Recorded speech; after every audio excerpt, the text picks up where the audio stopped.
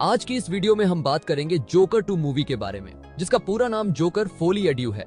Video start करने से पहले अगर आपने चैनल को सब्सक्राइब नहीं किया है तो सब्सक्राइब कर ले। हमारी मूवी की कहानी शुरू होती है जोकर 1 मूवी के साथ, जहां जोकर 1 में हम देखते हैं कि हमारा जोकर, जिसका नाम आर्थर फ्लैक है, उसे उसके माता पिता ने लावारिस छोड़ दिया था, जिसको एक महिला गोद लेती है जो कि अपने बॉयफ्रेंड के साथ रहती थी। जहां उसकी मां के बॉयफ्रेंड ने उसका शारीरिक और मानसिक शोषण किया, जिसकी वजह से आर्थर का बचपन बहुत ही कठिन होता है। आर्थर की मां उसे हमेशा कहती कि वह बहुत ही अच्छा कॉमेडियन बन सकता है। आर्थर को भी लगता था कि वह लोगों को हंसा सकता है, इसलिए जब वह बड़ा होता है तो जोकर का काम करता है। लेकिन जब आर्थर का दुनिया से सामना हुआ तब सभी ने उसके भोलेपन का फायदा उठाया और कई सारे लोगों ने तो आर्थर को पीटा भी, जिसकी वजह से उसे लगा कि ये दुनिया बहुत बुरी है और उसे समाज से नफरत होने लगी। इस सब के कारण आर्थर के अंदर जोकर की पर्सनैलिटी डेवलप होती है, जो बिल्कुल भी इनोसेंट नहीं होता।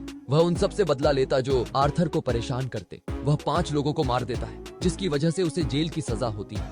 और यहीं से जोकर 2 की कहानी शुरू होती है, जहां हमें आर्थर की जेल लाइफ दिखाई जाती है। जेल में भी पुलिस वाले उसे बहुत परेशान करते हैं, लेकिन आर्थर एक बहुत ही इनोसेंट इंसान है, इसीलिए वो किसी से कुछ नहीं कहता। लेकिन सभी लोग उसे जोकर ही समझते हैं। इसी जेल के अंदर उसकी मुलाकात हार्ले क्विन से होती है, जो जोकर को काफी पसंद करती है, क्योंकि जब जोकर ने लाइव टेलीविजन पर एक इंसान की जान ली थी तब उसे वह देखकर बहुत ज्यादा मजा आया था। वह जोकर को यानी कि आर्थर को यह भी बताती है कि उसने उस सीन को टोटल 20 बार देखा है। जब आर्थर हार्ले क्विन से पूछता है कि आखिर वह इस जेल में क्या कर रही है, तो हार्ले क्विन उसे ये बताती है कि वह बचपन से अपने मोम डैड से बहुत परेशान थी और एक दिन गुस्से में उसने मोम डैड के साथ पूरे अपार्टमेंट को ही जला दिया, इसीलिए उसे जेल में डाल दिया गया। आगे हम देखते हैं कि हार्ले और आर्थर एक दूसरे को काफी पसंद करने लगते हैं और इसीलिए वो दोनों मिलकर एक दूसरे के साथ काफी टाइम बिताते हैं। इसी बीच एक दिन जेल में सभी कैदियों को मूवी दिखाई जा रही थी। उसी टाइम हार्ले क्विन वहां पर आग लगा देती है, जिस वजह से वहां पर भगदड़ मच जाती है। उसी बात का फायदा उठाकर वो आर्थर का हाथ पकड़ती है और उसे अपने साथ जेल से भागने के लिए कहती है। फिर वो दोनों जेल से भागने की कोशिश करते हैं और पुलिस से बचते हुए गेट के पास आ जाते हैं, लेकिन वहीं पर वे लोग पकड़े जाते हैं और पुलिस वाले आर्थर को काफी बुरी तरीके से पीटते हैं। अगले दिन हार्ले आर्थर से मिलने आती है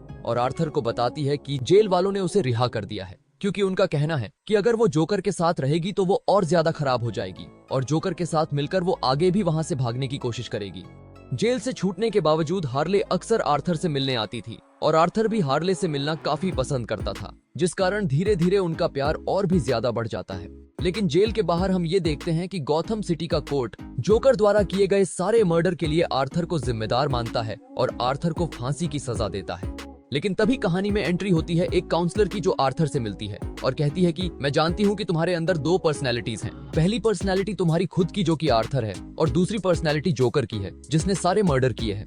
इसलिए वह आर्थर की हेल्प करने की कोशिश करती है।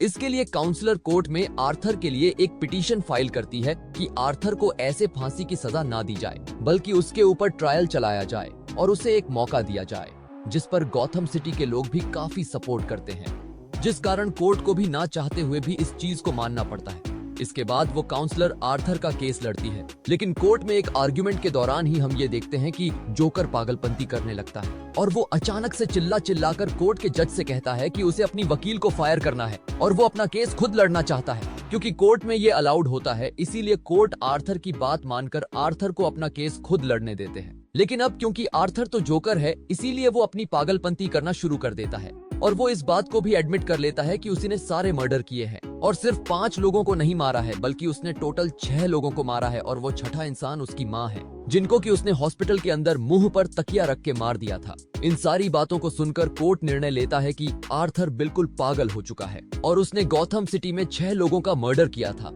जिस कारण उसे जल्द से जल्द फांसी दी जाए। लेकिन इससे पहले कि कोर्ट इस जजमेंट पास करता, जोकर के सपोर्टर्स कार में बॉम्ब रखकर कोर्ट में ब्लास्ट कर देते हैं और फिर सपोर्टर्स जोकर को ढूंढते हैं, जो कि बहुत बुरी हालत में होता है। वे जोकर को गाड़ी में डालकर वहां से भाग जाते हैं। वो लोग जोकर से कहते हैं कि वे उसे फांसी की सजा नहीं होने देंगे, लेकिन थोड़ा आगे जाने के बाद जोकर उनकी गाड़ी से उतरकर भाग जाता है और वो भागते भागते बहुत दूर आ जाता है। लेकिन फिर अचानक से पुलिस की गाड़ी जोकर को देख लेती है और जोकर को अरेस्ट कर लेती है।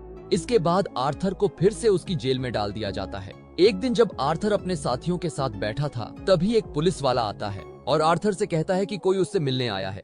यह सुनकर आर्थर कॉरिडोर में जाता है, लेकिन वो नोटिस करता है कि वहाँ कोई नहीं है। उसी वक्त आर्थर के पास दूसरा कैदी आता है और वो आर्थर को पकड़कर उसके पेट में चाकू मारने लगता है। और वो चाकू से मार मार के आर्थर की जान ले लेता है। इस चीज को देखकर हमें ये रियलाइज हो जाता है कि शायद से पुलिस वालों ने मिलकर ही जोकर को मरवा दिया है और इसी के साथ हमारी मूवी यही खत्म हो जाती है। और ऐसे और भी वीडियो देखने के लिए चैनल को सब्सक्राइब करना ना भूले। धन्यवाद।